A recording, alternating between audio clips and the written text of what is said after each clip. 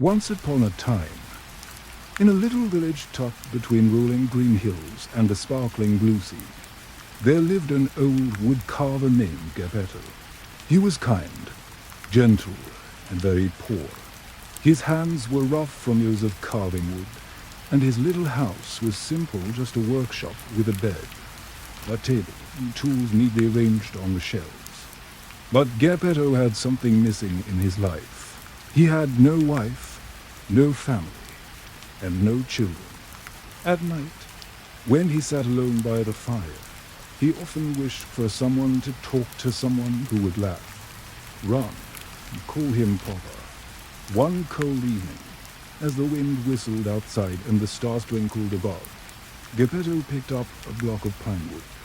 He thought to himself, maybe, just maybe, if I carve this piece of wood into a boar, it will bring me some joy.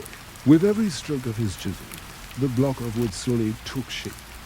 A little head, arms, legs, a smiling mouth, and bright round eyes.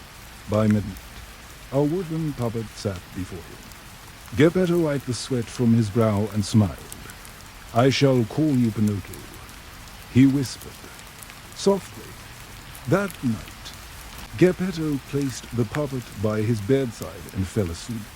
Outside, the silver moon glowed brightly, and in that gentle light, something magical happened. A soft breeze swept into the room, carrying with it a shimmer of blue sparkles. And then standing by the window appeared the Blue Fairy. She had seen Geppetto's kind heart and his deepest wish.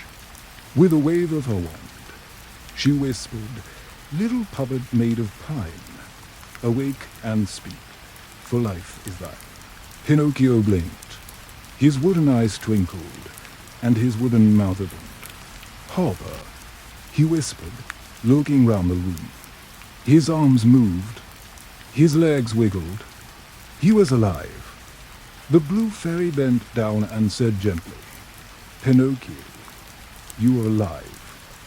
But to become a real boy, made of flesh and blood, you must prove yourself to be brave, truthful, and unselfish. Only then will your dream come true. Beside her appeared a tiny cricket with shiny green wings. He wore a small hat and carried a little umbrella. This is Himini Cricket, said the Blue Fairy. He will be your conscience. Listen to him, for he will guide you. And with that, she disappeared into the night, leaving behind a trail of sparkling dust. The next morning, Geppetto awoke to the sound of laughter. He rubbed his eyes, thinking he must still be dreaming. But then he saw Pinocchio hopping about the room, knocking over tools and giggling like a real child. Papa, Papa, Pinocchio cried. Geppetto dropped his glasses in shock. You can talk and move. Yes, Papa, it's me. Pinocchio, your boy. Tears filled Geppetto's eyes. His wish had come true. Though Pinocchio was still made of wood, Geppetto loved him with all his heart. He cooked him breakfast, mended his clothes, and kissed his forehead. Soon, Geppetto sold his only warm coat to buy Pinocchio a school book. You must learn, my son, he said gently. Education will give you a good future. Pinocchio hugged him. Thank you, Papa. I'll be the best student in the world. But children are sometimes tempted, and Pinocchio was no different. On his very first day of school, Pinocchio skipped happily down the road, his wooden feet clacking against the cobblestones. But he didn't get far before he met two strange characters, a sly fox named Honest John and his companion, the plump, silent cat named Gideon. Where are you off to, little wooden boy? Asked Honest John with a grin. To school. Pinocchio said proudly. School. The fox chuckled. What a waste of time. Don't you know there's a traveling puppet show in town? Real fun. Real excitement. You could be the star, not just a student. Pinocchio hesitated. Himini Cricket tugged on his ear and whispered, Don't listen. Son, go to school like your father said. But Pinocchio's eyes sparkled with curiosity. A puppet show. That sounds fun. So he sold his school book and bought a ticket to Stromboli's puppet theater. Inside the theater, the crowd cheered as Stromboli, a greedy and cruel puppeteer, introduced his show. When Pinocchio danced on stage without any strings, the audience gasped in wonder. He moves all by himself, people cried. Pinocchio sang and danced, and the coins rained down on the stage. Stromboli rubbed his hands with glee. You'll make me rich, little puppet. But when the show ended, Stromboli locked Pinocchio in a cage. You belong to me now, he growled. You will never go home to your papa again. Pinocchio wept bitterly. Papa, I want to go home. That night, the blue fairy appeared once more. Why didn't you go to school? Pinocchio, she asked gently. I was kidnapped, Pinocchio stammered. But suddenly his wooden nose grew longer, and longer, and longer still. The blue fairy crossed her arms. Are you sure that's the truth? Pinocchio tried again, telling lie after lie, and with every lie, his nose stretched until it nearly touched the walls of the cage. Ashamed, he finally cried, I'm sorry. I wanted to see the show. I lied at once. His nose shrank back to normal. The blue fairy sighed. This is the last time I will help you. Remember, only truth, bravery, and kindness can make you real. With a wave of her wand, she freed him from a cage. Pinocchio promised to do better, but temptation was still waiting. Once free, Pinocchio wandered until he once again met honest John and Gideon. Forget about school, the fox whispered slyly. Come with us to Pleasure Island, a place with no rules, no teachers, no chores.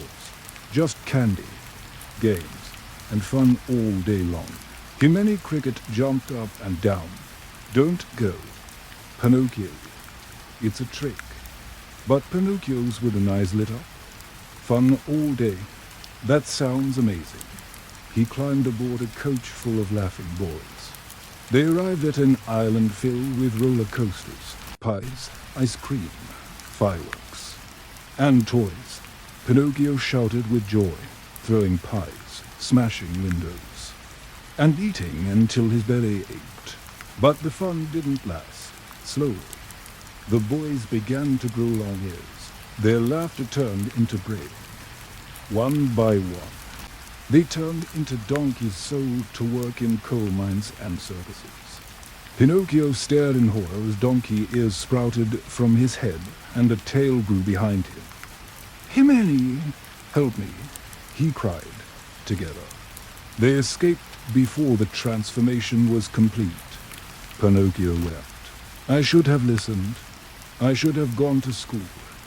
At last, Pinocchio decided to go home and beg his father's forgiveness.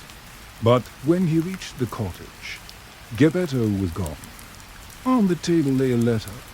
My dear Pinocchio, I have gone to sea to find you. Please be safe. Papa. Pinocchio's wooden heart pounded. He went to find me. I must rescue him. He dove into the ocean, swimming with all his might. He faced waves, sharks, and storms until finally he was swallowed whole by Monstro, the giant whale, inside the dark belly. Pinocchio found Geppetto, weak and hungry. Papa, Pinocchio cried, hugging him tightly, my son. You came for me. Geppetto wept. We must escape, Pinocchio said. He gathered wood, built a fire, and soon smoke filled the whale's belly. Monstro gave a mighty sneeze and blustered them out into the sea. But the whale roared with fury, chasing them through the waves. Pinocchio pushed Geppetto toward the shore. Using all his strength, a final crash of water sent Pinocchio tumbling, and he sank, lifeless, beneath the waves. When Geppetto awoke on the beach, he found Pinocchio lying still beside him. "No, my son, please, wake up," the old man sobbed. Then suddenly the blue fairy appeared for the last time. She had seen Pinocchio's bravery, his honesty, and his unselfish heart. She touched him with her wand and whispered, "Now, Pinocchio, you have earned your place in the world of real boys." Pinocchio's wooden skin melted away. His nose, arms, and legs became soft and warm. He opened his eyes and gasped, "Papa, look, I'm real." Geppetto hugged him tightly, tears streaming down his face. "My dream has come true. My son, my real boy." From that day on, Pinocchio was no longer a careless puppet. He listened to his conscience, worked hard at school, and loved his father dearly. And though his adventures had been wild and frightening, he never forgot the lessons he had learned. To be brave, to tell the truth, and to think of others before himself. The story of Pinocchio reminds us all that lies can only bring trouble, but honesty lights the path to happiness. It teaches children that love, courage, and sacrifice are what make us truly real. And so, under the twinkling stars, Pinocchio and Geppetto lived happily ever after, their hearts forever bound by love.